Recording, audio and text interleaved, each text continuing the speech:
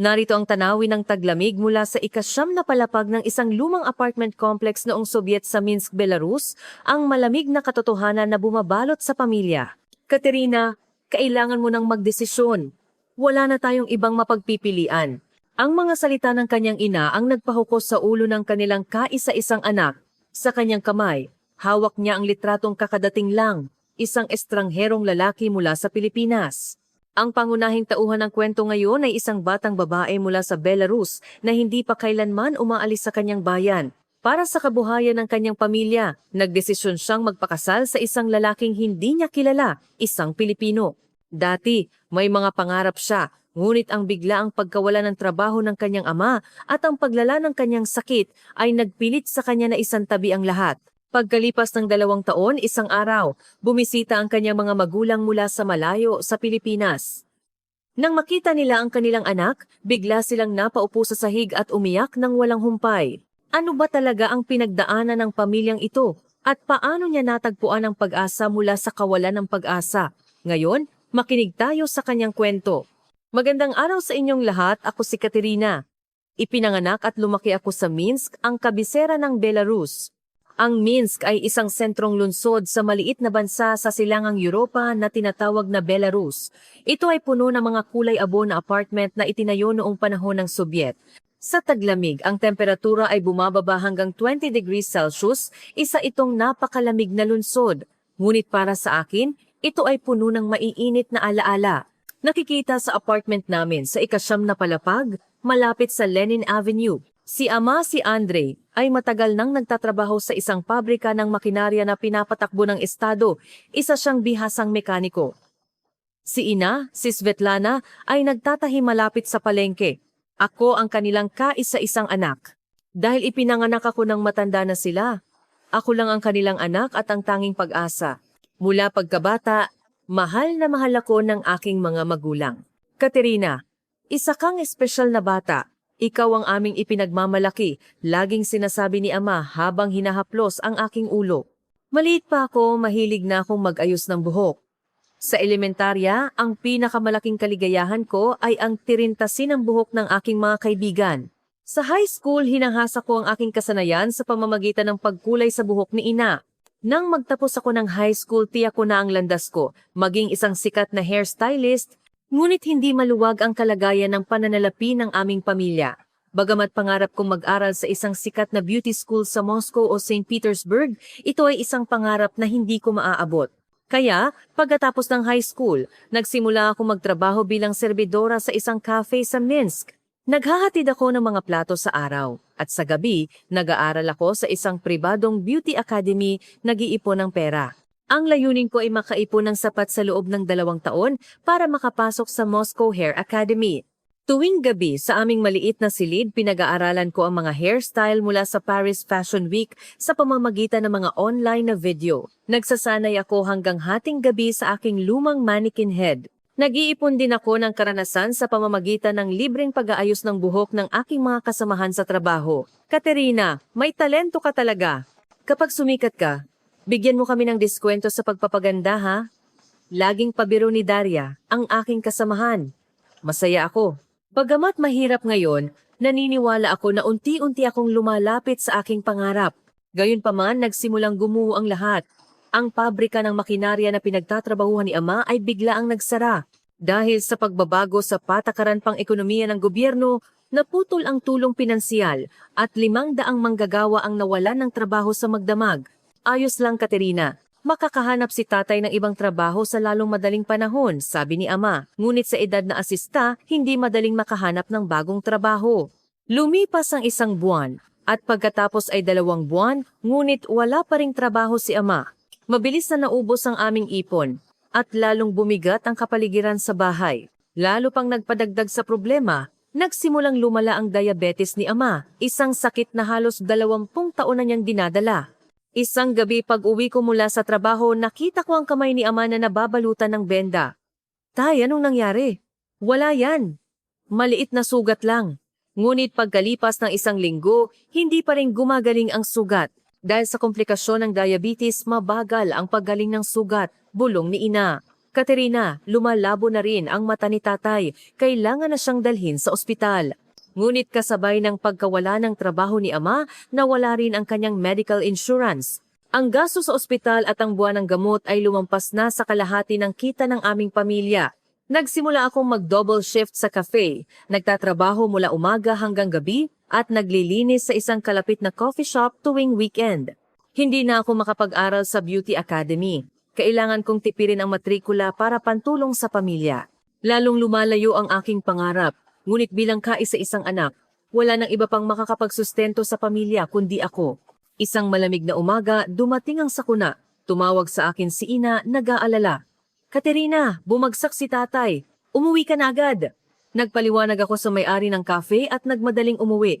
May ambulansya sa labas ng apartment. Si ama ay iniakyat sa stretcher dahil sa hypoglycemic shock. Matinding pagbaba ng asukal sa dugo. Ang oras sa emergency room ng ospital ay parang impyerno. Pagkalipas ng ilang oras, lumabas ang doktor at tinawag kami sa consultation room. Sa tingin pa lang sa mukha niya, alam kong hindi ito magandang balita. Ang renal function fungsi ng bato ng pasyente ay 15% na lang. Kailangan siyang magsimulang magdialysis agad kung hindi nasa panganib ang kanyang buhay. Bukod pa rito, malubha na rin ang diabetic retinopathy. Halos bulag na ang isang mata at mabilis na lumalala ang isa pa. Sa sandaling narinig ko ang salitang dialysis, parang nagyelo ang puso ko. Magkano po ang gagastusin sa gamutan? Tanong ni Ina sa nanginginig na tinig. Ang dialysis ay 3 beses sa isang linggo, 4 na oras bawat sesyon. Ito ay humigit kumulang 20,000 rubles sa isang buwan. Idagdag pa ang gamutan sa mata at mga gamot, aabot sa 30,000 rubles sa isang buwan. 30,000 rubles, ang buwanang kita lang ng aming pamilya ay 15,000 rubles lang. Nakaupo kami ni Ina sa malamig na sementadong silya sa pasilyo ng ospital. Sa sandaling iyon, naranasan ko sa kauna-unahang pagkakataon ang bigat ng salitang kawalan ng pag-asa. Nag-apply kami para sa pautang sa bangko, ngunit tinanggihan kami dahil wala kaming collateral. Humingi kami ng tulong sa lahat ng aming kamag-anak, ngunit lahat sila ay umiling, sinabing mahirap din ang kanilang kalagayan sa buhay. Pasensya na Svetlana, may utang din kami, sabi ng aking tiyo habang tumalikod. Sa loob ng 1 linggo, sinubukan namin ang lahat ng paraan, ngunit wala kaming nakitang solusyon. Dito na tumawag si Aunt Olga na nakatira sa Poland. Svetlana, narinig mo na ba ang tungkol sa international marriage? May isang bansang tinatawag na Pilipinas. Ang mga lalaki roon ay naghahanap ng mapapangasawa mula sa ibang bansa. Kapag nagpakasal ka, magbibigay sila ng malaking halaga ng pera. Nang gabing iyon, habang nakaupo kaming mag-anak sa aming maliit na hapagkainan, maingat na nagtanong si Ina. Katerina, sinabi ni tita na. Sa sandaling iyon, alam ko na kung ano ang nais sabihin ni Ina. International marriage. Nakapanood ako ng mga kwento sa TV tungkol sa mga babae mula sa Ukraine o Belarus na nagpakasal sa mga dayuhan. Ngunit palagi itong kwento ng iba. Ina, pasensya na Katerina, pasensya na talaga. Pero wala na tayong ibang paraan, umiyak si Ina. Kung hindi ikaw, wala nang iba. Ikaw ang aming kaisa-isang anak. Ang 3 salitang iyon, kaisa-isang anak, ay mabigat na bumabagabag sa aking dibdib. Kung mayroon lang sana akong kuya o ate, hindi ko sana mararamdaman ang bigat ng pasanin na ito. Ngunit, ako lang ang meron sa pamilya namin. Sa loob ng 1 linggo, hindi ako nakatulog. Paano na ang pangarap ko? Ang pag-aaral sa Moscow? Ang pangarap kong magkaroon ng sariling salon sa Minsk? Tumingin ako sa labas ng bintana at umiyak ng umiyak, ngunit ang imahe ng aking ama na nakahiga sa higaan ng ospital ay hindi mawala sa aking isipan. Pasensya na anak, ang tinig ni ama ay umalingaw-ngaw sa aking tainga. Sa wakas, nagdesisyon ako. Ina, pupunta ako sa Pilipinas. Sa sandaling sinabi ko ito, niyakap ako ni Ina at umiyak ng walang imik. Pasensya na, Katerina. Pasensya na talaga. Ayos lang. Sisiguraduhin kong gagaling si tatay. Nang gabing iyon, inayos ko sa huling pagkakataon ng aking mannequin head sa aking silid. Ang mga larawan ng Paris Fashion Week na nakadikit sa dingding, ang mga hairstyle magazine na nakolekta ko, at ang lumang notebook na nakasulat ng pangarap na salon ni Katerina. Bawat tunog ng paggupit ay parang pagputol din sa aking pangarap. Ngunit ako ang kaisa-isang anak. Ako ang tanging pag-asa, ang tanging suporta ng aking mga magulang. Kaya, nagdesisyon akong pumunta sa Pilipinas, isang estrangherong bansa sa kabilang panig ng mundo. Ang isang linggo pagkatapos ng aking desisyon na pumunta sa Pilipinas ay mabilis na lumipas. Sa tulong ng agency na ipinakilala ni Aunt Olga sa Poland, inihanda ko ang aking pasaporte, birth certificate, medical certificate at visa application. Habang naghahanda ako ng bawat dokumento, naramdaman ko na ito ay tunay na nangyayari. Ang unang taong nakita ko sa video call ay si Marco Reyes. Sa screen, siya ay isang 36 na taong gulang na lalaki na may simpleng itsura. Kumusta, Katerina? Ako si Marco Reyes. Mayroon akong maliit na hardware store sa Imus, Cavite sa Pilipinas, sabi niya sa di gaanong matatas na Ingles. Ang kanyang boses ay kalmado ngunit wala akong masabi, hello. Sa totoo lang, hindi mahalaga kung sino siya. Ang kailangan ko lang ay isang paraan para iligtas si ama. Nangako ang agency ng mabilis na proseso, ang pagkuha ng mga dokumento ng kasal mula sa Belarusian Embassy at ang pag-apply para sa Philippine visa ay natapos lahat sa loob lamang ng 3 linggo. Sa panahong ito, nagpadala ng bahagi ng bayad para sa dialysis ni ama si Ginoong Marco Reyes. Dahil dito, nakapagsimula si ama ng emergency dialysis. Nagpapasalamat ako, ngunit kasabay nito, mabigat ang aking pakiramdam. Kailan ko kaya mababayaran ng perang ito? Isang gabi bago ako umalis, nag-empake ako sa aking silid. Isang maliit na suitcase, ilang damit, isang photo album, at isang lumang aklat tungkol sa hairdressing. Tiningnan ko ang aking silid. Ang aking kabataan ay naiwan ng buo rito. Ang mga larawan ng Paris Fashion Week sa dingding, ang mannequin head na ginagamit ko sa pagsasanay, at ang notebook na naglalaman ng plano ng buhay ni Katerina. Tumingin ako sa labas ng bintana ang tanawin ng kalye ng Minsk na may bumabagsak na nyebe. Paalam aking bayan. Paalam aking pangarap, sinabi ko ng tahimik, araw ng pag-alis. Sa Minsk Airport, kasama ko ang aking mga magulang. Nakasakay si ama sa wheelchair. Humina ang kanyang katawan pagkatapos magsimula ng dialysis. Katerina, hinawakan ni ama ang aking kamay. Pasensya na anak. Dahil sa kawalan ng kakayahan ni tatay, nagkaganyan ang buhay mo. Hindi po. Ayos lang ako. Ito ay isang kasinungalingan. Hindi ito ayos. Niyakap ako ni Ina at umiyak ng matagal. Magparamdam ka, huwag kang magkakasakit, magpakabuti ka. Opo, huwag po kayong mag-alala. Tumunog ang anunsyo ng boarding. Niyakap ko silang dalawa ng mahigpit. Gagaling po si tatay, pangako ko. Sa sandaling tumalikod ako, bumuhos ang aking luha. Hindi ako lumingon hanggang sa makasakay ako sa eroplano dahil pakiramdam ko ay bibigay ako kapag lumingon ako. Sa eroplano papuntang Pilipinas sa mahigit 10 oras na biyahe, hindi ako natulog kahit sandali. Nakatingin ako sa labas ng bintana, iniisip kung anong uri ng bansa ang Pilipinas. Magugustuhan ko ba ang pagkain? Kumusta kaya ang mga tao? Higit sa lahat, kaya ko ba talagang makasama si Marco Reyes habang buhay?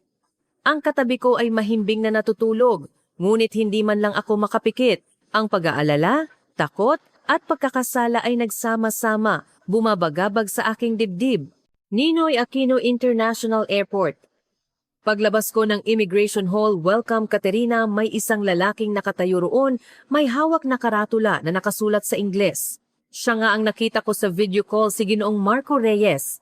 Katerina, salamat sa pagdating mo. Ngumiti siya ng alanganin habang tinutulungan akong dalhin ang aking bagahe. Tumango lang ako, hindi alam kung ano ang sasabihin. Tahimik ang paglalakbay patungo sa sasakyan. Paminsan-minsan titingnan ako ni Marco na parang gustong magsalita, ngunit pagkatapos ay nagbabago ang isip niya. Pagkatapos ng halos 2 oras na biyahe, nakarating kami sa Imus, Cavite, isang maliit na bayan sa labas ng Metro Manila. Ang makikitid na eskinita ay umaabot sa pagitan ng mga lumang gusali. Ito ang aming subdivision. Tahimik dito at mababait ang mga tao. Ang bahay ni Marco ay isang 2 palapag na townhouse sa loob ng eskinita. Maliit ngunit malinis. Nakatira lang malapit dito ang mga magulang ko. Dito tayo lang 2 titira. Tumango lang ako. Pagpasok sa loob, binuksan ni Marco ang isang pinto. Ito ang kwarto mo, Katerina. Maaari kang tumira rito pansamantala habang umaangkop ka. Sabihin mo lang kung may kailangan ka. Sige, magpahinga ka na ngayon. Siguradong pagod ka. At tahimik siyang umalis. Nag-iisa sa silid, tumingin ako sa labas ng bintana. Ibang kalangitan, ibang mga gusali, ibang lengguwahe. Ito na ang magiging tahanan ko. Nang gabing iyon, niyakap ko ang aking unan at umiyak ng tahimik, hindi nagpaparinig sa sinuman. Sa unang linggo ko sa Pilipinas, lahat ay bago. Hindi ko alam ang lengguwahe. Ang pagkain ay ibang-iba. Mas maasim at mas maalat kaysa sa nakasanayan ko. Kahit ang klima ay iba sa Belarus. Maagang umaga, umaalis si Marco para magtrabaho sa hardware store at gabi na kong umuwi. Mag-isa ako sa townhouse, nag-aaral ng Tagalog sa buong araw. Namimiss ko ang pamilya ko sa Belarus, lalo na si ama na sumasailalim sa dialysis. Umiiyak ako tuwing gabi. Isang gabi habang naghahapunan, maingat na nagtanong si Marco, "Katerina, gusto mo bang samahan akong bumisita sa bahay ng mga magulang ko bukas? Kailangan nating bumati." "Sige." Kinabukasan pumunta kami sa bahay ng kanyang mga magulang. Ito ay isang maliit na bungalo at puno ng mga halaman ang bakuran. Aba, narito ang aming manugang daughter-in-law. Masayang ngumiti si nanay mother-in-law habang hawak ang aking kamay. "Galing sa napakalayong lugar, sigurado akong pagod ka, pumasok ka na." Tumango lang si tatay father-in-law ng tahimik. Nag-alangan akong bumati. "Hello po." Naghanda si nanay ng maraming pagkain, adobo, sinigang, lechon kawali at mga gulay. Ngunit, dahil hindi ako marunong gumamit ng chopsticks at hindi pamilyar sa mga lasa, lahat ay naging mahirap para sa akin. Pagkalipas ng 3 araw, tinawag ako ni nanay. "Anak, baka mainip ka at malungkot ka sa bahay. Gusto mo bang tumulong sa tindahan namin?" Ang mga magulang ni Marco ay may maliit na sari-sari store, convenience store, sa pasukan ng bayan. Hindi mahirap ang trabaho, mag-ayos lang ng mga bagay-bagay at tumulong sa pag-cashier kapag may customer. Tumango ako. Mas mabuti ito kaysa mag-isa sa bahay. Kinabukasan, nagsimula akong magtrabaho sa sari-sari store ng aking in-laws. Sa simula, dahil hindi ko alam ang lengguwahe, napakahirap makipag-ugnayan sa mga customer. "May iba pa bang lasa nito?" tanong ng isang customer na nakaturo sa isang produkto, ngunit hindi ko alam ang ibig sabihin. Kailangan kong tawagin si nanay. Ngunit hindi nagalit si nanay. "Ayos lang. Matututo ka rin sa paglipas ng panahon," sabi niya, at isa-isa niya akong tinuruan ng Tagalog. Ito ang gatas, milk. Ito ang instant noodles. Ito ang tinapay, bread. Pagkalipas ng ilang araw, natutunan ko na ang simpleng pangalan ng mga produkto. Nasanay na rin sa akin ang mga customer. "Ah, ikaw pala ang asawa ni Marco, di ba? Galing ka sa Belarus, tama?" "Opo." "Malamig din ba riyan sa inyo? Kumusta naman dito?" "Mabuti po." Bagamat di gaanong matatas ang aking Tagalog, mabait ang pakikitungo sa akin ng mga tao. Pagkalipas ng 1 buwan, dinala ko ni nanay sa Community Learning Center para sa mga bagong migrante. Dito, maaari kang mag-aral ng Tagalog at makahanap ka ng maraming kaibigan mula sa ibang bansa. Nagsimula akong mag-aral ng Tagalog 3 beses sa isang linggo. Marami sa klase ang mga babae na tulad ko nagpunta sa Pilipinas dahil sa international marriage mula sa Vietnam, Cambodia, Uzbekistan at maging sa Ukraine. Lahat sila ay nagsisikap mabuhay sa isang estrangherong lupa. "Ate, taga saan ka?" tanong ni Xuan Tu Huong mula sa Vietnam, Belarus. "Saan yan? Malapit sa Russia?" "Opo, halos ganoon na nga. Naging magkaibigan kami, nagbabahagi ng mga kwento at nagpapatibayan ng loob." Isang gabi, nakipag-video call ako kay Ina sa Belarus. "Katerina, kumusta ka?" "Ayos lang po ako, wala akong problema." "Maayos ang dialysis ni tatay. Nakabili na ako ng gamot sa perang pinadala mo." Namula ang mata ni Ina. "Salamat anak." "Salamat talaga. Ina, huwag kang umiyak. Ayos lang talaga ako. Ito ay isang kasinungalingan. Hindi ako ayos." Pagkatapos ng tawag, umiyak ako muli. Sa pagkakataong ito, hindi ko na napigilan ang aking pag-iyak. Sobrang hirap. Ang aking hikbi ay umalingaw-ngaw sa living room sa kabilang bahagi ng dingding. Si Marco, na nasa living room, ay nakatayo sa labas ng aking pinto, ngunit hindi siya kumatok. Tumayo lang siya roon ng tahimik sandali, pagkatapos ay bumalik sa kanyang sariling kwarto. Ngunit ng gabing iyon, nagdesisyon siya. Tutulungan ko si Katerina na maging masaya. Pagkalipas ng 3 buwan sa Pilipinas, isang Sabado ng hapon, habang nagtatrabaho ako sa sari-sari store, may isang lola matanda na customer ang pumasok. "Nandyan ba ang nanay ni Marco?" "Opo lola, pasok po kayo," masayang bati ni nanay. Magulo ang buhok ng lola at hawak-hawak niya ito habang bumubuntong hininga. "Aba, anong nangyari sa buhok ko? Gusto kong magpasalon, pero laging puno ang appointment nila." Sa nakita ko, hindi ko na kaya pang magwalang bahala. "Lola, gusto niyo po ako nang mag-ayos ng buhok niyo?" Bagamat alanganin ng aking Tagalog, naintindihan ng lola ang aking sinabi. "Ha? Marunong ka ba, Ineng?" Opo, nag-aral po ako ng hairdressing sa Belarus. Tumingin sa akin si nanay. Nagulat. Anak, marunong kang mag-ayos ng buhok? Medyo lang po. Sa totoo lang, hindi lang medyo. Kinikilala ang aking kasanayan sa Minsk. Umupo ang lola sa isang maliit na silya sa likod ng sari-sari store. Humiram ako ng gunting kay nanay. Sa sandaling nahawakan ko ang gunting, naramdaman ko na muling nabuhay ako sa kauna-unahang pagkakataon sa loob ng 3 buwan. Maingat kong sinuklay ang buhok ng lola at nagsimulang mag-adjust ng balanse. Ang anggulo ng aking kamay, ang haba, ang layers. Lahat ng natutunan ko sa Minsk Beauty Academy ay natural na bumalik sa aking mga daliri. Pagkatapos ng 20 minuto, tapos na po. Nagbigay si nanay ng salamin. Sa sandaling nakita ng lola ang kanyang sarili sa salamin, nanlaki ang kanyang mga mata. Ha? Ako ba yan? Ito ba talaga ang buhok ko? Ang magulo niyang buhok ay naging maayos at mas naging malambot ang anyo ng kanyang mukha. Hay, salamat. Mas maganda pa sa ginawa ng salon. Nagpasalamat ang lola at umalis. Nakita ni nanay ang nangyari at tahimik niyang hinawakan ang aking kamay. Anak, may talento ka pala sa ganyan? Bakit hindi mo sinabi? Hindi ako makasagot. Paano ko ipapaliwanag na isinuko ko ang lahat ng aking pangarap para makarating dito? Nang gabing iyon, umuwi si Marco. Siguro tinawagan siya ni nanay. Tinawag niya ako sa living room. Katerina, sinabi sa akin ni mama, marunong ka raw mag-hairdressing. Medyo po. Hindi lang medyo. Sabi ni mama, napakahusay mo raw.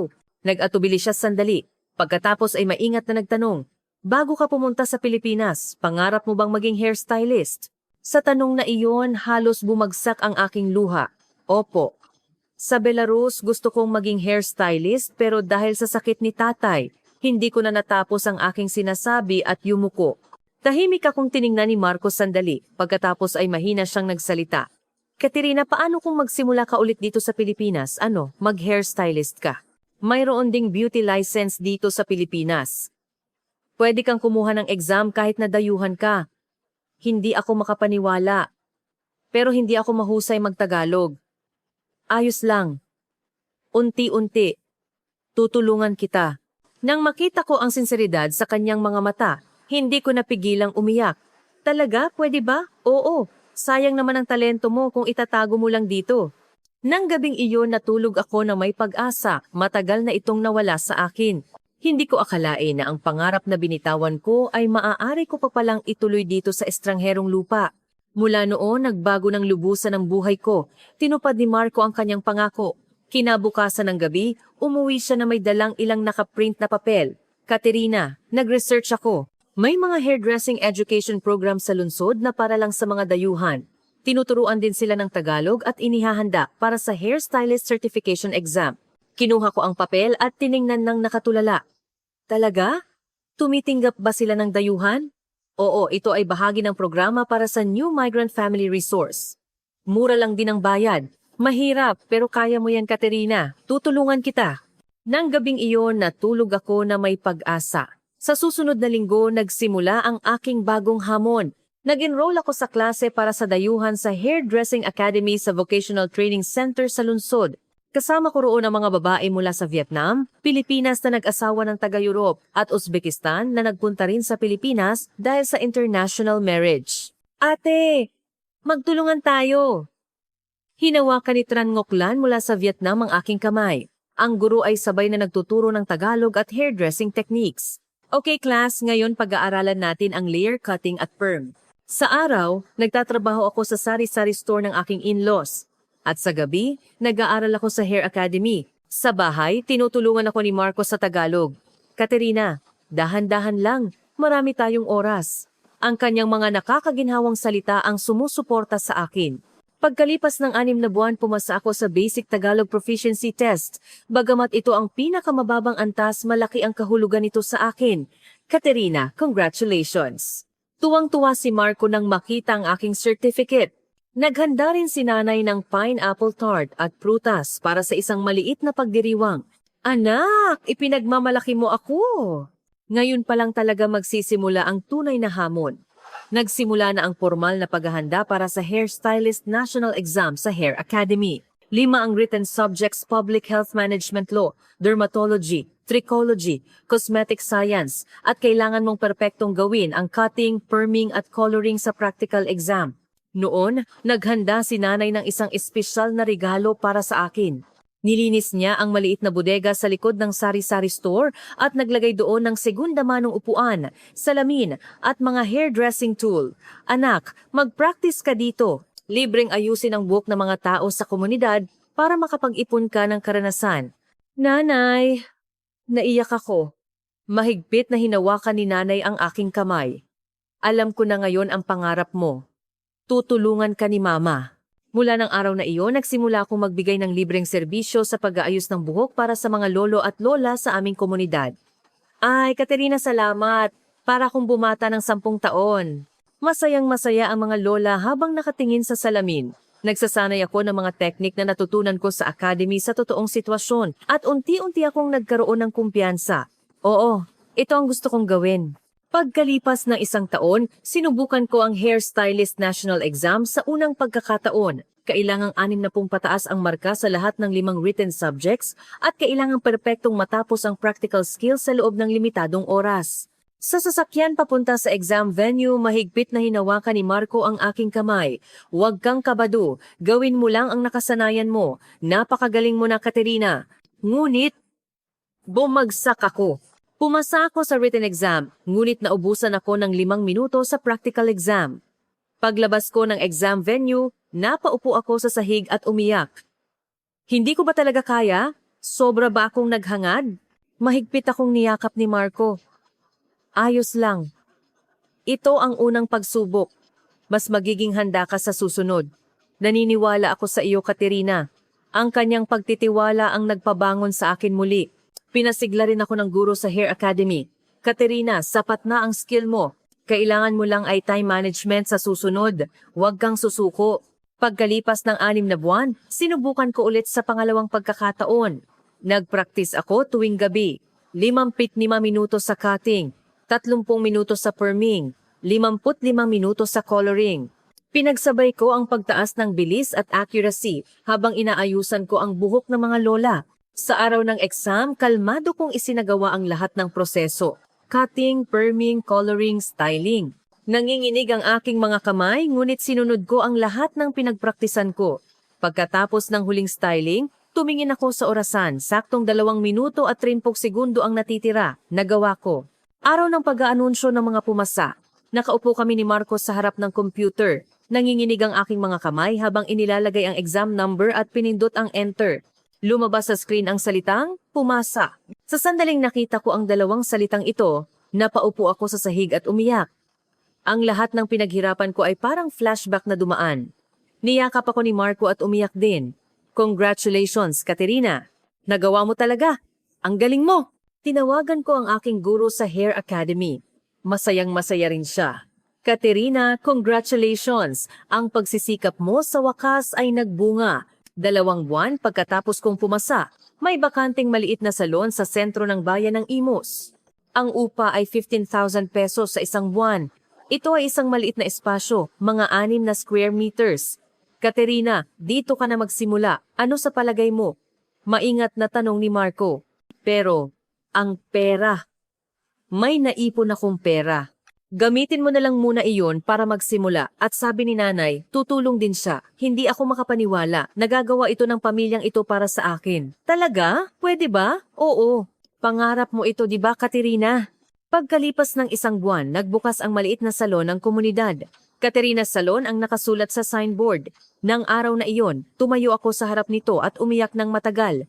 Ang Katerina's Salon na pinangarap ko sa Minsk ay natupad dito sa Pilipinas. Sa unang araw ng pagbubukas, pumila ang mga lola ng komunidad. Katerina, congratulations! Kami ang unang customer mo. Dumating din si nanay at mahigpit na hinawakan ang aking kamay. Congratulations! Ipinagmamalaki ako ng aming manugang! Ang aking guro sa Hair Academy at ang aking mga kaibigan mula sa foreigner class ay dumating din na may dalang bulaklak. Tahimik na ngumiti si Marco sa isang sulok ng tindahan. Pagkalipas ng 1 taon, ang Katerina's Salon ay naging sikat na salon sa Imus. Lalo na ang aking cutting at coloring techniques na napakapino, kaya marami na ring kabataan ang nagiging customer ko. Miss Katerina, Maaari ba akong magpa-appointment sa susunod na linggo? Iba talaga ang galing mo. Sa panahong iyon, dahan-dahan ding nagbago ang relasyon namin ni Marco. Nagsimula ito bilang isang kasal batay sa kasunduan, ngunit iba na ito ngayon. Nagluluto kami ng hapunan pagkatapos ng trabaho, at magkasama kaming nagpupunta sa palengke tuwing weekend. Nabuhay kami ng isang ordinaryong buhay. Naging tunay kaming mag-asawa. Isang hapon sa Tagsibol, maingat na hinawakan ni Marco ang aking kamay. Katerina, pwede na ba kitang tawaging asawa ngayon? Ngumiti ako at tumango. Oo, mahal husband. Pagkatapos, sa kauna-unahang pagkakataon, niyakap namin ang isa't isa ng may tunay na pagmamahal. Pagkatapos ng 6 na buwan ng pagbubukas ng salon, nakaipon ako ng sapat na pera. Tinawagan ko si Ina sa Belarus. Ma, pumunta po kayo dito sa Pilipinas. Ako na ang maghahanda ng tiket. Umiyak si Ina sa kabilang linya. Katerina, talaga? Pwede ba? Opo. Ayos na ako ngayon. May sarili na akong salon, may mabait na asawa. Gusto rin po kayong makita ng mga in-laws ko. Kailangan niyo pong pumunta. Pagkalipas ng 3 linggo, naghihintay kami ni Marco sa arrival hall ng NAIA. May hawak na welcome banner at mga bulaklak. Bumukas ang automatic door. At lumabas si Ama, nakaupo sa wheelchair kasama si Ina. Katerina, sigaw ni Ina at tumakbo papalapit. Niyakap ko rin siya habang umiiyak. Ma, namiss kita. Hinawakan ni Ama na nakaupo sa wheelchair ang aking kamay ng mahigpit. Anak ko, lumapit si Marco para bumati. Magandang araw po, ako po si Marco Reyes. Sinabi niya ito sa Belarusia na inihanda niya. Mahigpit na hinawakan ni Ama ang kamay ni Marco at tumango. Salamat. Salamat sa pagiging mabait mo sa aming anak. Yumuko rin si Marco. Nang araw na iyon, umuwi kami sa Imos. Pagdating namin sa harap ng Katerina's salon, sa sandaling nakita ng aking mga magulang ang signboard, bigla silang napaupo sa sahig at umiyak. Katerina, nagawa talaga ng aming anak. Ang mga salita ni Ama ay nagpadagdag sa aking pag-iyak. Opo, nagawa ko po. Ang 2 linggo na kasama ko ang aking mga magulang ay parang panaginip. Bagamat nakasakay si Ama sa wheelchair, masaya ang kanyang mukha. Katerina, ang ganda ng salon mo, laging sinasabi ni Ina habang umiiyak habang tinitingnan ng aking salon. Ipinagmamalaki ko ang aming anak sa tagumpay niya. Masyadong pinakitunguhan ng mabuti ng aking mga in-laws ang aking mga magulang. Nagluluto si nanay ng Filipino dishes araw-araw. Nagpunta kaming lahat sa Manila at Tagaytay tuwing weekend. Ang mga sandaling kasama ko sila habang itinutulak ang wheelchair ni Ama at naglalakad sa Intramuros at MOA ang pinakapinapahalagahan kong alaala. Sa huling gabi, nagtipon kaming lahat sa hapagkainan, ang aking mga magulang, si Marco at ang aking mga in-laws. Itinaas ni tatay ang baso at sinabi, napakasaya namin na dumating si Katerina sa aming buhay. Isa na tayong pamilya ngayon. Sinabi rin ni Ama, salamat sa pag-aalaga sa aming anak ng ganito. Nang gabing iyon, nag-usap kami ni Ama ng nag-iisa. Katerina, masaya ka ba? Opo, masaya po talaga ako. Hindi naman yata ganyan sa simula, di ba? Alam ni tatay kung gaano ka nagdusa. Tay, pasensya na dahil inagaw ko ang iyong kabataan. Mahigpit kong hinawakan ang kamay ni Ama. Hindi po. Hindi ko po pinagsisisihan na pumunta ako rito. Natupad ko po ang pangarap ko rito. Mababait din po ang pamilya sa akin. Wala na po akong pinoproblema, masaya po talaga ako. Hinaplos ni Ama ang aking ulo at umiyak ng tahimik. Salamat anak, salamat talaga.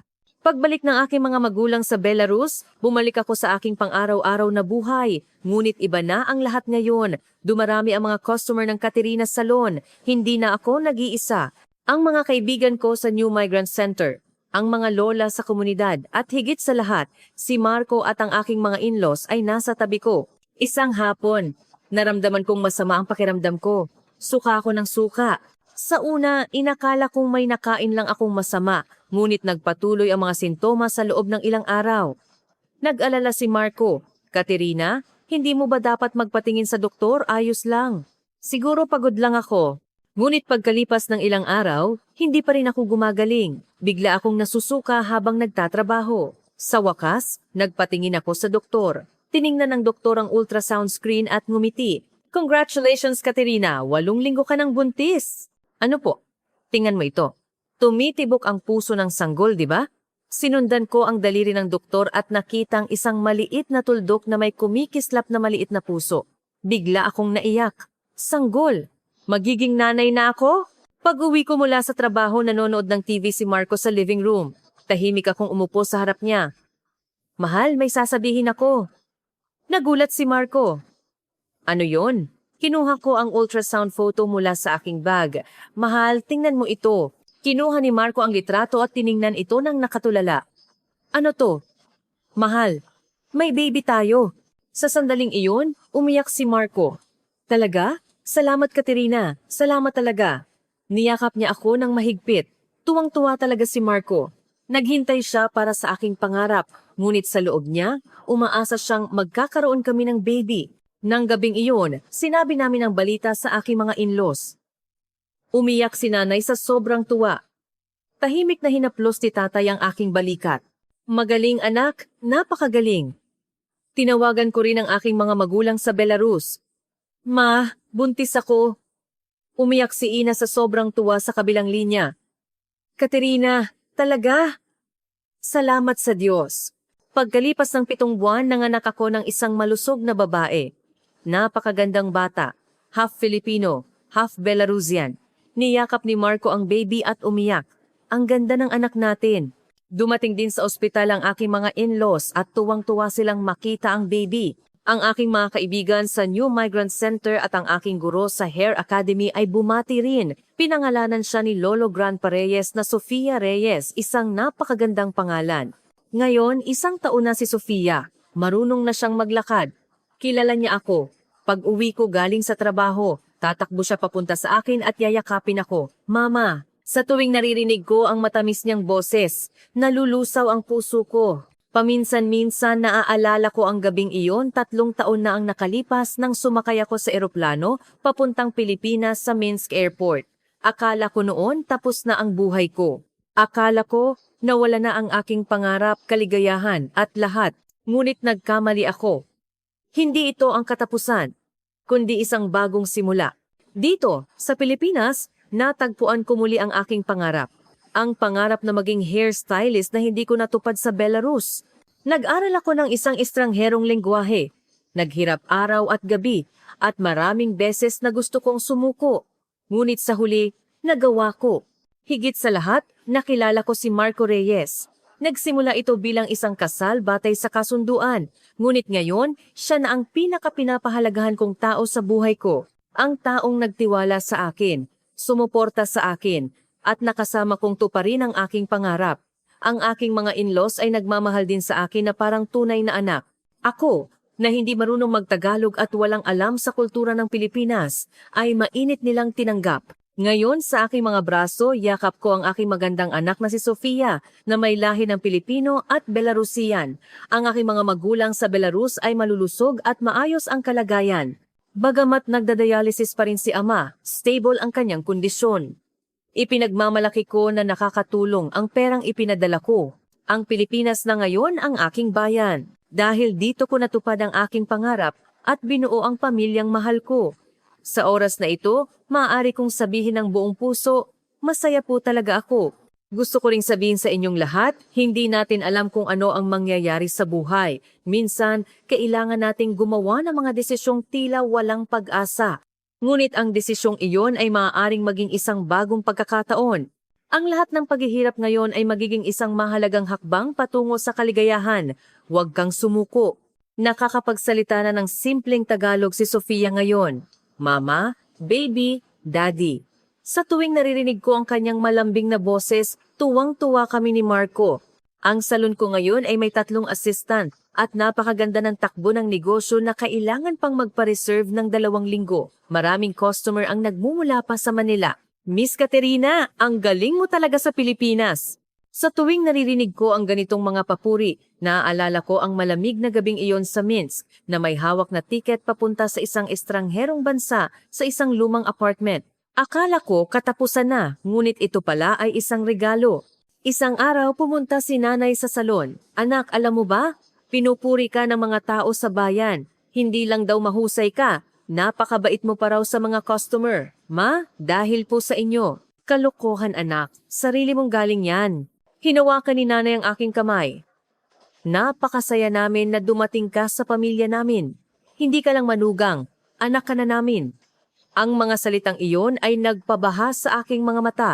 Tuwing weekend, madalas kaming pumupunta ni Marco sa Tagaytay para tanawin ang bulkan. Itinutulak ni Marco ang stroller ni Sofia at hawak ko ang kanyang kamay habang naglalakad kami sa dalampasigan sa paglubog ng araw.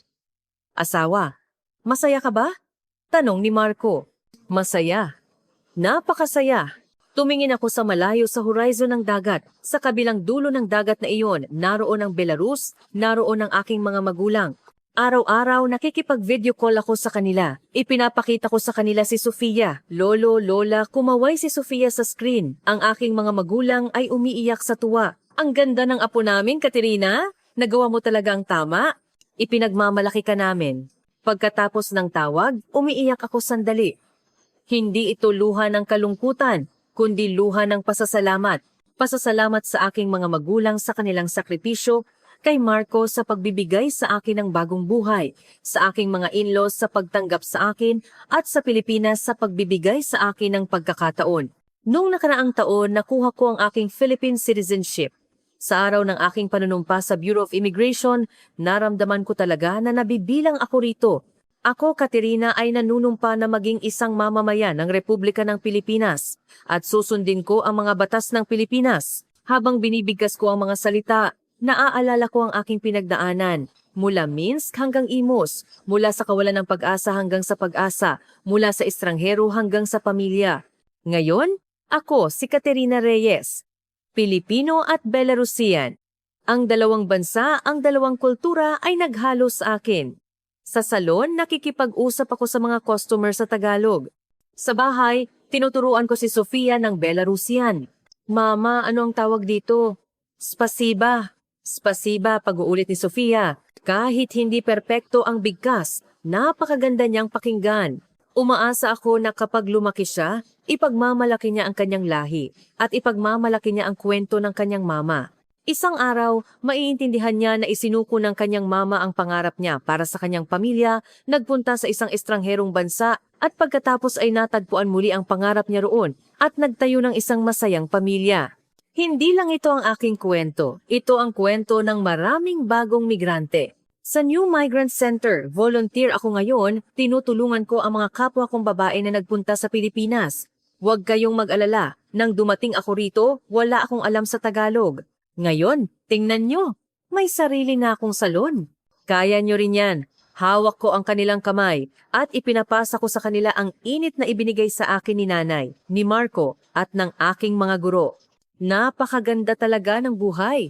3 taon nang nakalipas, kung may nagsabi sa akin na magkakaroon ako ng salon sa Pilipinas, magkakaroon ng mapagmahal na asawa at in-laws, at magkakaroon ng isang magandang anak, hinding-hindi ako maniniwala. Ngunit lahat ng ito ay totoo. Lumubog na ang araw. Nakatayo ako sa harap ng salon. Ang 5 salita na Katerina Salon ay kumikinang sa sinag ng sunset. Ito ang aking tindahan, ang aking pangarap, ang aking buhay. Naglalakad papalapit si Marco, hawak si Sofia. Mama! Tumakbo si Sofia sa akin. Lumuhod ako at binuksan ang aking mga braso. Niyakap ko ang aking anak at tumingin kay Marco. Ngumiti siya sa akin. Uwi na tayo, asawa. Oo, uwi na tayo. Magkahawak kamay kaming 3, naglalakad sa maliit na iskinita ng Imus. Ang sunset ay nagpapahaba sa aming mga anino. Ito ang aking kwento, mula Minsk hanggang Imus. Mula sa kawalan ng pag-asa hanggang sa kaligayahan. Mula sa estranghero hanggang sa pagiging kabahagi. Kung nahihirapan ka ngayon, kung sa tingin mo ay wala ng pag-asa ang buhay mo, tandaan mo ang kwento ko. Minsan, ang pinakakawalan ng pag-asa ay ang simula ng isang bagong buhay. Minsan, ang sapilitang pagpili ay ang pinakamagandang regalo. Huwag kang susuko sa pangarap mo. Huwag kang susuko sa pag-asa. Dahil hindi mo kailanman malalaman kung anong uri ng kaligayahan ang naghihintay sa susunod na kanto. Ito ang kwento ni Katerina mula sa Belarus. Ano ang masasabi ninyo? Kung nagustuhan nyo ang kwentong ito, mag-subscribe, mag-like, at i-on ang notification bell para sa mas marami pang nakakaantig na kwento. Salamat po!